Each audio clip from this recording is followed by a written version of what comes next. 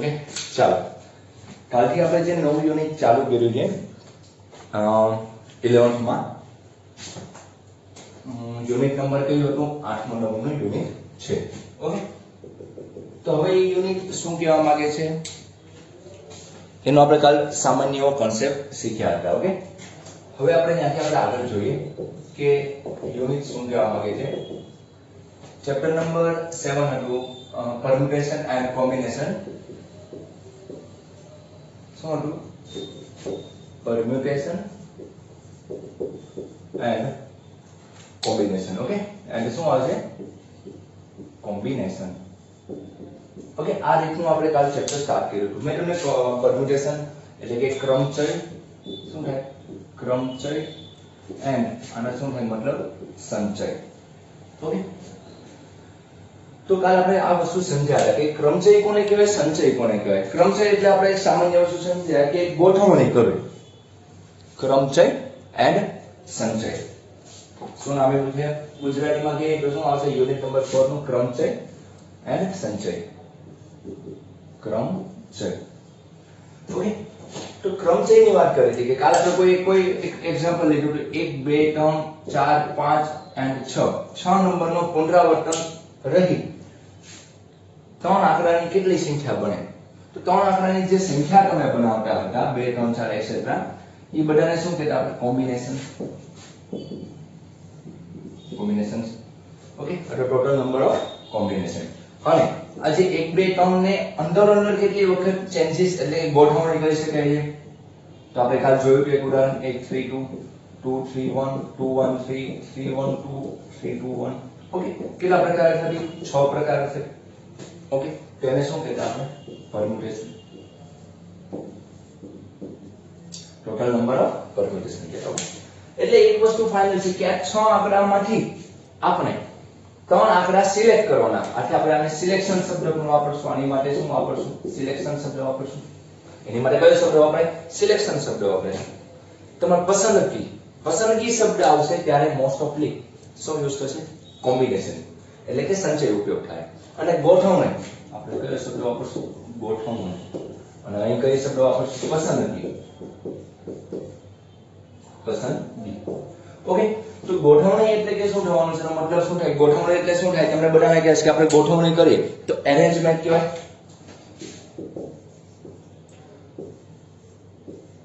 Arrangement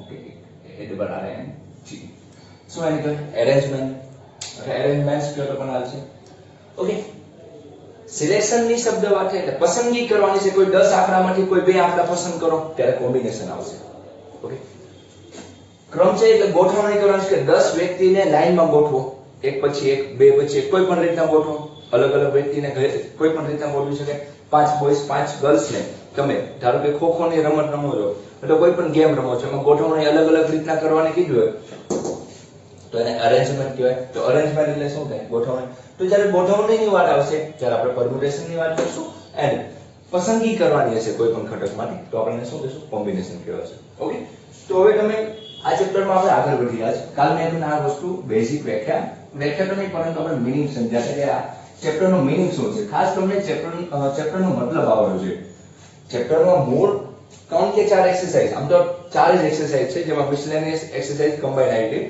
તો exercise ને chapter બહુ જ નાનું છે અને સિમ્પલ રકમો છે પરંતુ મતલબ સમજો અને કઈ રીતના હું એનું જે આપણે સોલ્યુશન મેળવશું જે આન્સર લાવશું એ કઈ રીતના થાય એ મહત્વનું છે ઓકે એક કે બે લાઈનમાં આન્સર હોય મોસ્ટ ઓફલી આ વસ્તુ સ્ટેટ બોર્ડમાં એટલે કે તમે જે 11th ની વાત કરો તો તમારે સ્ટેટ બોર્ડ ની વાત કરો તો એક કે બે એક્ઝામ્પલ આના હોય છે એક પરમ્યુટેશન માં એક કોમ્બિનેશન માં હોય ઓકે પરંતુ જ્યારે પ્રોબેબિલિટી એટલે કે સંભાવના શીખશો ત્યારે આ વસ્તુ આવડશે તો જ સંભાવના જ્યારે અઘરા એમસીક્યુ અથવા સારા એવા એમસીક્યુ બનાવવા હોય સંભાવનામાં સિમ્પલ વસ્તુ નથી કે સિક્કો વડે હેડ આવશે કે ટેલ આવશે એવા સિમ્પલ 500 નાખ્યો અને 5 નંબર આવે 6 નંબર આવે એવા સિમ્પલ સંભાવનાની વાત નથી થતી ઓકે જ્યારે થોડું તમને એમ કીધું હોય કે એક હારે 25 પાસાનો ભાગ કરવામાં આવે છે અથવા એમાંની કોઈ એક પાસા ઉપર આ નંબર આવે એટલે જ્યારે પસંદગી કરવાનો આવે છે એને મોસ્ટ ઓફલી કોમ્બિનેશનનો યુઝ થશે ઓકે તો આ વસ્તુ તમારે ખાસ ધ્યાન રાખવાની છે કઈ વસ્તુ ક્યારે યુઝ થશે એની ઉપર ખાસ તમારે ફોકસ કરવાનું છે ઓકે તો હવે આપણે ભણવાનું કયું આવશે આ ચેપ્ટરમાં? એક તો પ્યોર પરમ્યુટેશન આવશે, એક કયું આવશે? પ્યોર કોમ્બિનેશન આવશે,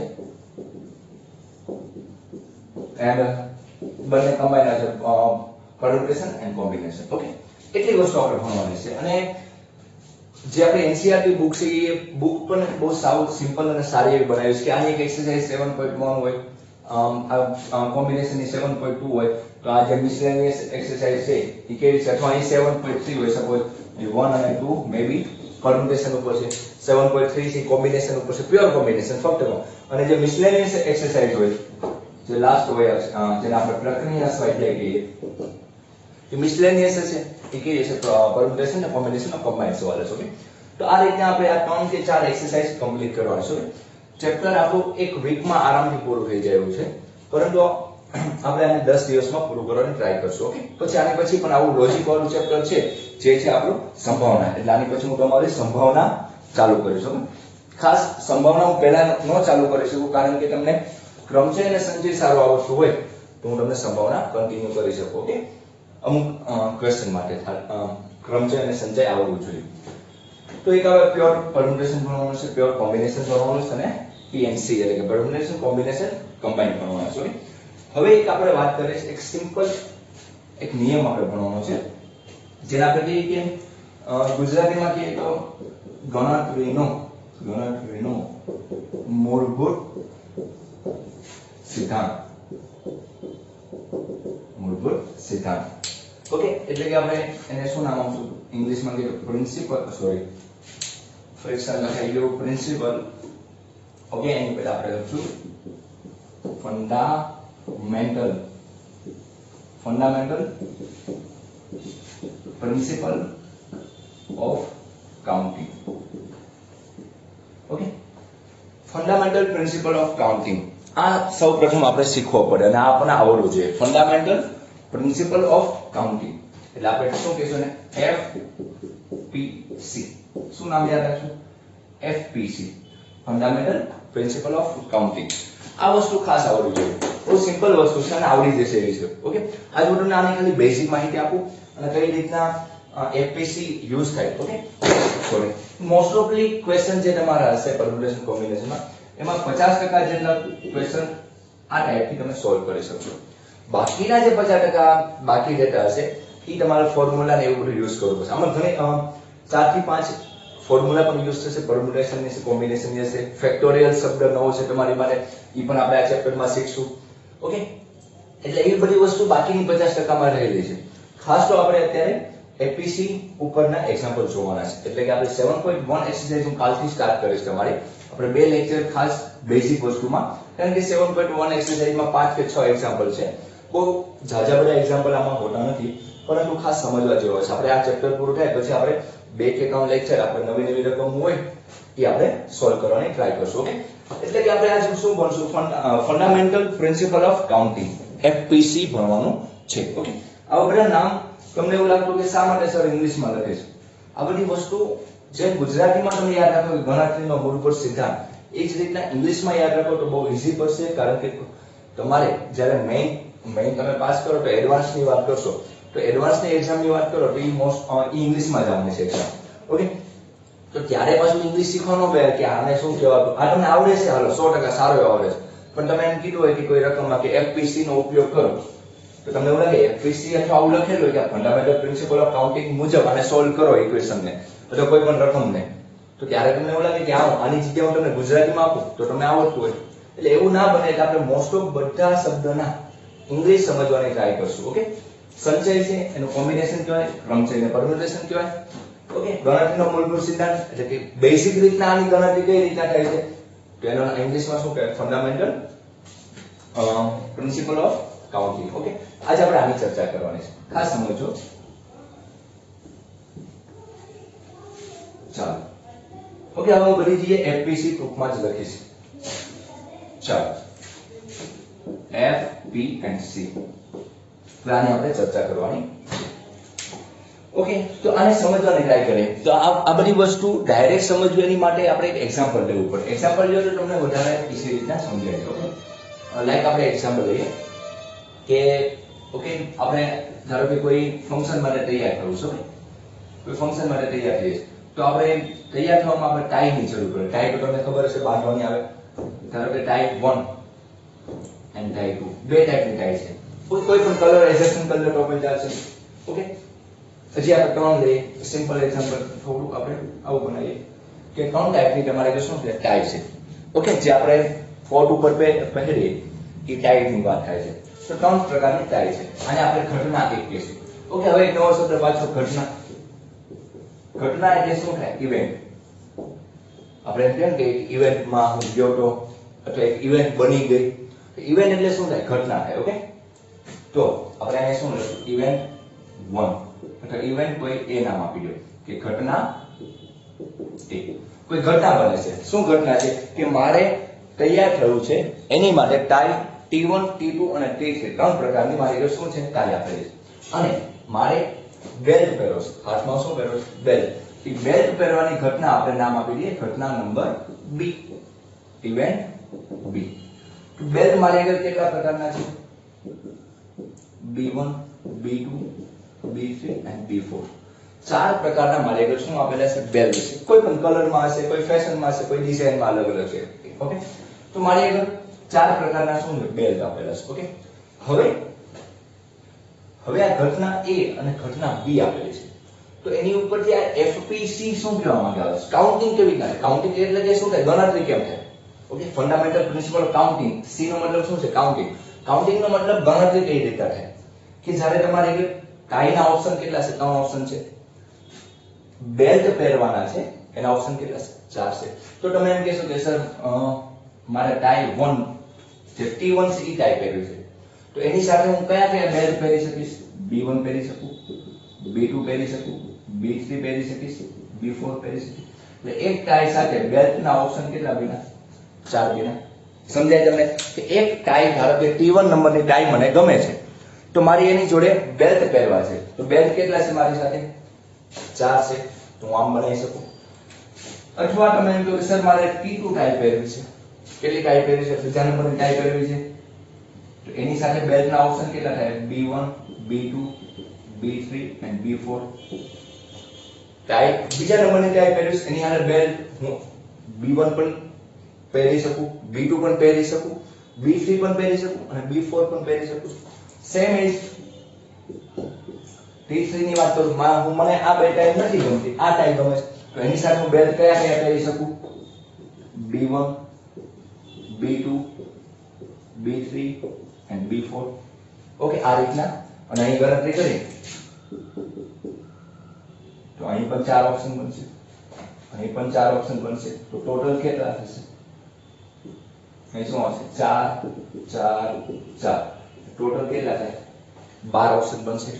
ઓકે કેટલા ઓપ્શન બનશે? તમારે 12 ઓપ્શન બનશે. એટલે આપણે સરખું લખી નાખીએ. અહીં કેટલા ઓપ્શન બનશે? તમારા 12. ઓકે આ બધાનો શું મેં કરી નાખ્યો? એડ. શા માટે એડ કર્યું છે હું તમને સમજાવવા માટે. ઓકે આ બધાનો સરવાળો કરી નાખ્યો. શા માટે સરવાળો કર્યો તમને સમજાવું. ઓકે એટલે કે એક ફાઇનલ છે કે ત્રણ પ્રકારની મારે એક ટાઈ હતી અને ચાર પ્રકારના બેલ્ટ હતા. તો હું એને મારે કોઈ પણ ટાઈ પહેરવાની છે અને એક બેલ્ટ પહેરવાની છે. બે ઘટના બનવાની છે. એક ટાઈ પહેરવાની છે અને એક બેલ્ટ પહેરવાનો છે. તો એ કેટલી રીતે એને ગણતરી થઈ શકે? કાઉન્ટિંગ થઈ શકે. કેટલી રીતે હું કરી શકું? કેટલી રીતે? 12 રીતે કરી શકું. હું ટાઈ 1 હારે B1 બેલ્ટ પહેરી શકું, ટાઈ 1 હારે B2 બેલ્ટ પહેરી શકું કે ટાઈ 1 હારે B3 બેલ્ટ પહેરી શકું કે ટાઈ 1 હારે B4 બેલ્ટ પહેરી શકું. સેમ એજ અહીં બનશે, સેમ એજ અહીં બનશે. એટલે ટોટલ કેટલા આવ્યા? એક હારે ચાર ઓપ્શન, ટોટલ કેટલા? 12 ઓપ્શન બને. એટલે કે FPC ફાઇન્ડ આઉટ કર્યું મેં. એટલે ફંડામેન્ટલ કાઉન્ટિંગ ફાઇન્ડ આઉટ કર્યું તો કેટલા? 12 રીતના અલગ અલગ રીતના અથવા 12 અલગ અલગ રીતના તમે તૈયાર થઈ શકો કે ટાઈ 1 હારે આ બધી વસ્તુ, ટાઈ 2 હારે આ બધી વસ્તુ, ટાઈ 3 હારે. ઓકે પછી તમને એવું લાગતું કે સર આમાં થોડું ચેન્જીસ કરીએ. પછી આપણે આમાં એક નવી ઘટના એડ કરી લઈએ. ઓકે નવી ઘટના આપણે એડ કરી નાખીએ. ઘટના C કોઈ આપણે ઇવેન્ટ C કોઈ એડ કરી નાખીએ કે મારે આની સાથે વોચ પણ પહેરવી છે. એક હાથમાં બેલ્ટ છે તો એક હાથમાં મારે વોચ પહેરવી છે. ધારો કે મારે વોચ કેટલા પ્રકારની છે? બે પ્રકારની છે. વોચ કેટલા પ્રકારની છે? મારે બે પ્રકારની. ઓકે તો તમે ટાઈ 1 હારે બેલ્ટ પહેરશો તો બેલ્ટ હારે પાછા બીજા હાથમાં વોચ ના ઓપ્શન કેટલા આવશે? B1 B2 આવશે. સમજાય તમને કે એક ટાઈ છે, એક બેલ્ટ પહેર્યું અને બીજા હાથમાં વોચ માને પહેરવાની, તો વોચ માટે આપણે W1 W2 લખશું. તો હું વોચ 1 પણ પહેરી શકું અને વોચ 2, કોઈ પણ અલગ અલગ વોચ આપેલી છે. સેમ એઝ ટાઈ 1 હારે હું B2 બેલ્ટ પહેરું ત્યારે મારે વોચ બંનેમાંથી એક એક હોઈ શકે. સેમ એઝ W1 અને W2. ઓકે, તો મારો જે આન્સર હતો એમાં મારે વોચ કેટલા પ્રકારની હતી? 2 પ્રકારની હતી. તો હું એમાં 2 પ્રકારની એડ કરું તો અહીં શું આવશે? 8 આવશે. સેમ એઝ અહીં 8 આવશે.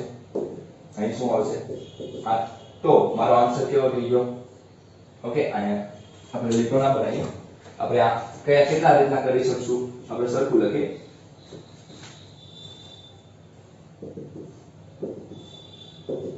તો કેટલી રીતે આપણે કરી શકશું?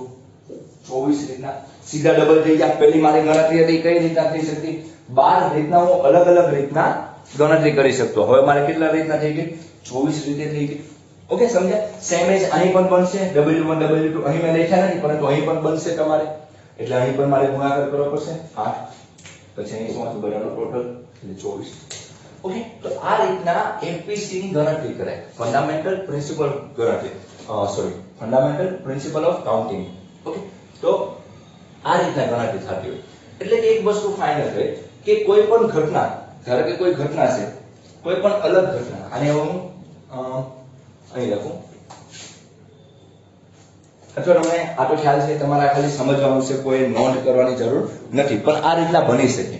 સમજાય તમને? આ રીતના બની શકે. તો કોઈ ઘટના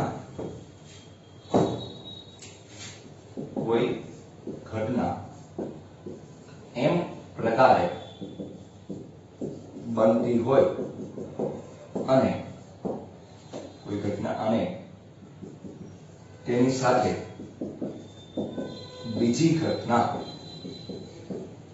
n પ્રકારે બને તો કુલ ઘટના બનવાની શક્યતા કેટલી થઈ જાય? m ગુણાકાર કેટલી થઈ જાય? n થઈ જશે. શું થઈ જશે? m ગુણાકાર n. m ગુણાકાર n થઈ જશે. જેમ અહીં આપણે વાત કરી કે ટાઈ કેટલા પ્રકારની હતી? 3 પ્રકારની હતી. એમાં બેલ્ટ કેટલા પ્રકારના? 4 પ્રકાર હતા. તો કેટલા થયા? 12. આપણે ડાયરેક્ટ આન્સર આપી શકીએ છીએ. તમને એવું લાગે કે સર આ તો સિમ્પલ વસ્તુ છે, પણ આ બેઝિક વસ્તુ છે. ધીમે ધીમે આમાં નવું આવતું જશે, એટલે કોઈ ચિંતા ના કરતા. અથવા ઈઝી લાગે તો સારું કહેવાય. ઈઝી લાગવું જોઈએ આ ચેપ્ટર. થોડું થિયરિકલ છે ને સમજવા જેવું છે. ઓકે, આ મેં તમને સમજાવી, ઈ આ 12 કઈ રીતના આવ્યા એ સમજાવવાની ટ્રાય કર્યું. બાકી તમને ખબર છે કે તમારે 3 ઓપ્શન છે અને એક ઘટનાના 4 ઓપ્શન છે, તો ટોટલ ઓપ્શન કેટલા બનશે? તો 3 ચોક ને 12 ઓપ્શન બનશે. ઓકે, કેટલા ઓપ્શન બનશે? 12. પરંતુ આ બેઝિક વસ્તુ છે એટલે મારે તમને સમજાવવી પડે. બાકી તમને આવડતું પણ હોય. ઓકે, પછી મેં શું કર્યું કે મેં એમાં કેટલી વોચ એડ કરી? 2 વોચ એડ કરી. તો ટોટલ જવાબ કેટલો થઈ ગયો? 24 થઈ ગયો. ઓકે, તો આ રીતના જેટલા પ્રકાર, લાઈક તમે એક ઘટના બને છે, તમે વિચારો કે કોઈ ઘટના છે, કોઈ ઘટના કેટલા પ્રકારે છે? n પ્રકારે. એક બીજી ઘટના છે n પ્રકારે, અને એક ઘટના પ્રકારે આમ લખી નાખીએ આપણે, અને એક ઘટના છે p પ્રકારે થાય છે. તો ટોટલ નંબર ઓફ ઇવેન્ટ્સ કેટલી થાય? ટોટલ નંબર ઓફ ઇવેન્ટ્સ, સરખું લખી નાખો. ટોટલ નંબર ઓફ ઇવેન્ટ્સ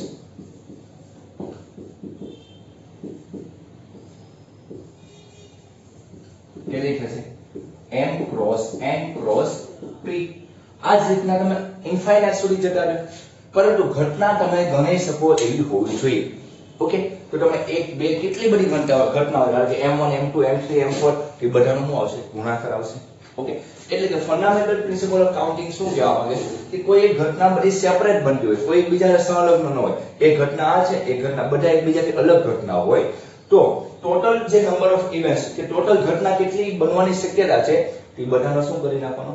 ગુણાકાર કરી નાખવાનો. કે ઘટના a, ઘટના કોઈ, ધારો કે ઘટના a છે, આ ઘટના b છે અને આ ઘટના c છે, તો ઘટના a બનવાની શક્યતા કેટલી છે? m પ્રકારે થઈ શકે છે. ઘટના b હોવાની શક્યતા કેટલી છે? n પ્રકારે છે. ઘટના c હોવાની શક્યતા કેટલી છે? p પ્રકારે છે. તો ટોટલ નંબર ઓફ ઇવેન્ટ્સ કેટલી થશે? m cross n cross p. અહીં આપણે 2 વાત કરી તો કેટલી આવશે? m cross n. તો આ રીતના આ એફપીસી સમજાવવા માંગે છે. ઓકે, બહુ સિમ્પલ વસ્તુ છે, ખાસ સમજવાની ટ્રાય કરો. અમને આવડી જાય છે, કોઈ ચિંતા કરવાની જરૂર નથી. ઓકે, ખાસ તમારે આની ઉપર ધ્યાન આપવાનું છે કે કોઈ પણ ઘટના બનતી હશે એ કેટલા પ્રકારે થાય છે એ તમને રકમ આપેલું છે. ઓકે, હું ધારો કે એક એક્ઝામ્પલ સિમ્પલ, આપણે આ એક્ઝામ્પલ ઘણા બધા શીખવાના છે, પરંતુ આપણે વાત કરું કે કોઈ એક લેટર છે એ ઘણી બધી રીતના પોસ્ટ કરી શકાય છે. ધારો કે કોઈ એક લેટર છે એ 5 રીતે પોસ્ટ કરી શકાય છે. કેટલી રીતે? 5 રીતે પોસ્ટ કરી શકાય છે. અને એને પોસ્ટ કરી અને એક ઈ જ વસ્તુ, એક ઘટના બીજી છે, કોઈ એક લેટર, હવે આપણે કોઈ લેખે, કોઈ આપણે કોઈ ગિફ્ટ છે, ગિફ્ટ છે 2 રીતે પોસ્ટ કરી શકાય છે. કેટલી? 2. તો ટોટલ કેટલી બનશે ઘટના? તો તમે કહી શકો 5 દુને કેટલી બનશે? 8. કારણ કે આ બંને કેવી ઘટના છે? એક લેટર અને એક બીજી કઈ ઘટના છે, અને શબ્દ વાપરું છું, અને કઈ છે? ગિફ્ટ ની. તો ટોટલ કેટલા થાય? 10 રીતના ઇવેન્ટ ઉદ્ભવી શકે અલગ અલગ રીતના. ઓકે, તો આવી બધી વસ્તુ તમારે આ એફપીસી માં સમજવાનું છે. તો 2 વસ્તુ આપણે ખાસ સમજવાની આવશે, અને અથવા. ખાસ સમજો, અને અથવા. પરંતુ હું આજના લેક્ચરમાં તમારે નહીં દઈશ. ખાસ તમારે આ મેં એક સિમ્પલ ઉદાહરણ લીધું, ટાઈ અને બેલ્ટ વાળું, વોચ વાળું, એ ખાલી સમજાવવા માટે મેં તમને ગણતરી આપીશ. બાકી તમે આ જે તમારો થિયરમ છે, આ શું છે, આપણે એફપીસી છે, આપણી મૌલિક ભાષામાં લખેલું છે. બુકમાં જો તો કન્સેપ્ટ આ જ છે, પણ શબ્દ અલગ વાપરેલો હોય. એક સિમ્પલ વસ્તુ યાદ રાખવાનું, કોઈ ગોખવાની જરૂર નથી. કોઈ એક ઘટના છે એ m પ્રકારે થાય છે, કોઈ એક ઘટના છે એ n પ્રકારે થાય છે, અને કોઈ એક ઘટના p પ્રકારે થાય છે. તો ટોટલ ઘટના ઉદ્ભવવાની શક્યતા કેટલી? સંભાવના કરતા આપણે અત્યારે શું બોલશું? શક્યતા કેટલી? m cross n cross p. 2 ઘટના બનતી હોય m ક્રોસ n, પરંતુ બધી ઘટના સેપરેટ હોવી જોઈએ, એકબીજાને સંબંધ ધરાવતી હોવી જોઈએ નહીં. જેમ કે મારે રેડી થવું તો મારી ટાઈ કેટલા પ્રકારની હતી? 3 પ્રકારની હતી. તો એ આપણે કેટલા પ્રકારની હતી? 3 પ્રકારની હતી ટાઈ. T1 કેટલી હતી? આપણે 3 પ્રકારની હતી. પછી બીજી ઘટના શું હતી? મારે બેલ્ટ હતા. તો બેલ્ટ કેટલા પ્રકારના હતા? 4 બેલ્ટ છે મારે ઘર. ઓકે, 3 શું હતી? મારે ટાઈ હતી, 4 બેલ્ટ. અને કોઈ પી ઘટના છે કેટલા પ્રકારની છે કે આપણે વોચ કેટલી હતી? મારે 2 પ્રકારની હતી. તો ટાઈ કેટલી હતી? 3 પ્રકારની. બેલ્ટ કેટલા હતા? 4 પ્રકારના. અને વોચ કેટલા પ્રકારની? 2. 4 ગુણ્યા 8 તેરી 24. તો પણ જવાબ કયો હશે? ડાયરેક્ટ કેટલો આવી? 24. જેમ આપણે આટલી લાંબી ગણતરી કરી ત્યારે પણ આપણે આન્સર શું આવ્યો? 24 જ આવ્યો. પરંતુ આ ફોર્મ્યુલાનો યુઝ કરો. ફોર્મ્યુલા તો કહીએ અથવા સીધો એફપીસી સિદ્ધાંત, એટલે કે ફંડામેન્ટલ પ્રિન્સિપલ ઓફ કાઉન્ટિંગ નો યુઝ કરો તો તમને ડાયરેક્ટ આવડી જશે. ખાલી એક વસ્તુ ધ્યાન આપવાની છે, રકમમાં તમારે જે પણ ઇવેન્ટ બનતી હોય એ કેવી હોવી જોઈએ? સેપરેટ હોવી જોઈએ. કોઈ એક ઘટના કેટલા પ્રકારે થાય છે એ ખાસ ફોકસ કરો. ઘટના ઉપર ફોકસ નથી કરવાનું. ઘટના એક ટાઈ, ભલે ટાઈ પહેરે કોઈ પણ વસ્તુ આપેલી, પણ એ કેટલા પ્રકારે થાય છે? 3 પ્રકારે થતી. બેલ્ટ બાંધવા છે, બેલ્ટ કેટલા પ્રકારના હતા તમારી જોડે? 4 પ્રકાર. વોચ કેટલા પ્રકારની? 2. તો કેટલી વખત કેટલા પ્રકારે થાય છે, કેટલી રીતના થાય છે, એ બધાનો શું કરી નાખવાનું? ગુણાકાર કરી નાખો એટલે આરામથી તમને આવડી જશે. ઓકે, આમાં બે રૂલ્સ આવશે, એક પ્રિન્સિપલ આવશે ને એક એડિશન આવશે. ઓકે, પરંતુ હું તમને કાલના લેક્ચરમાં 5 મિનિટનો ટોપિક છે સમજાય ને, કાલ હું તમારું 7.1 એક્સરસાઇઝ સ્ટાર્ટ કરીશ. ઓકે, એટલે ખાસ તમે ધ્યાન આપજો. અને બહુ સિમ્પલ વસ્તુ છે, ચેપ્ટર બહુ ઈઝી છે. પહેલા બેઝિક રૂલ શીખો, પછી તમને ફોર્મ્યુલા આવશે, ત્યાં ફોર્મ્યુલા તમને શીખવાડતો જઈશ. એટલે કોઈ ચિંતા કરવાની જરૂર નહીં. ચેપ્ટરમાં ભલે તમને એવું લાગે કે સર આવું બધું આવડે છે, પરંતુ શરૂઆતના 2-3 લેક્ચર એવા જ બનાવવાના છે કે તમને ઈઝી પડે, પછી ધીમે ધીમે તમને રસ જાગે ચેપ્ટરમાં, એવી ટ્રાય કરવાની છે. ઓકે, તો બીજું કઈ ના કે આજ માટે એટલું રાખીએ. કાલ પાછા આપણે નવા ટોપિક સાથે ભેગા થઈશું. Thank you.